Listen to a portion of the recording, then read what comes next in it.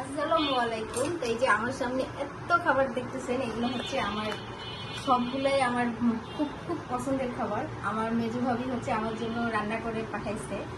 তো চলেন দেখি কি কি পাঠাইছে উনি। এটা তো পোলাও, বোঝাই যাচ্ছে। আর এখানে আমার সবচেয়ে ফেভারিট মানে ভর্তা আছে কতগুলো, আমি একটু হিসাব করি, 1 2 3 4 5 6 7 রকমের ভর্তা। এটা হচ্ছে কালো জিরার ভর্তা, এটা মরিচের ভর্তা। আর এখানে মনে হয় এগুলো হচ্ছে সব চিংড়ির ভর্তা, না শুটকির ভর্তা। এটা কি মাংসেরও ভর্তা হয়? আচ্ছা, এখানে 7 রকমের ভর্তা আছে ভাবি, থ্যাংক ইউ। আর এটা হচ্ছে ফিশ ফ্রাই, আর এটা হচ্ছে চিকেন কারি। আর এটা কিসের কারি? এটা মাংসের টিকা। ও আচ্ছা, এটা মাংসের টিকিয়া। আর এটা বড়া ভাজি। আর এখানে আরো 3 রকমের ভর্তা আছে, থ্যাংক ইউ ভাবি, আমার সব পছন্দের। এটা কিসের ভর্তা? এটা পুঁটি মাছ। এটা চিংড়ি মাছ। এটা হলো কাসকি মাছ। এটা মনে হচ্ছে রান্না করা। হ্যাঁ, রান্না তরকারি। এটা গরুর মাংস আলু দিয়ে ঝোল করছে। আর এই যে আমার ফ্রেঞ্চ ফ্রাই আমি খাইতে খুব পছন্দ করি। আমার হাজবেন্ড অবশ্য বলছিল নাকি তার জন্য করছে, কিন্তু ভাবি সব আমার জন্য পাঠাচ্ছে।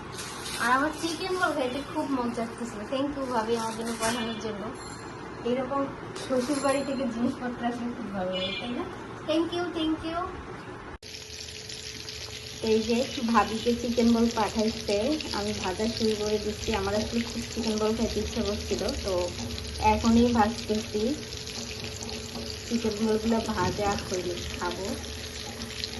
কার আমার মতো এরকম চিকেন বল খেতে ভালো লাগে বলে তো? এটা কিন্তু হোমমেড চিকেন বল, এটা বাজার থেকে কেনা চিকেন বল না, ভাবি বানায় পাঠিয়ে দিচ্ছে।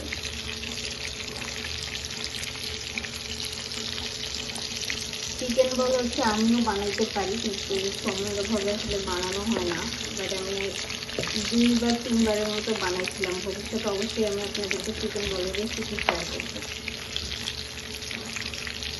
আর কার চিকেন বল খেতে ভালো লাগে বলবেন। সবাই ভালো থাকবেন, সুস্থ থাকবেন। আসসালামু আলাইকুম।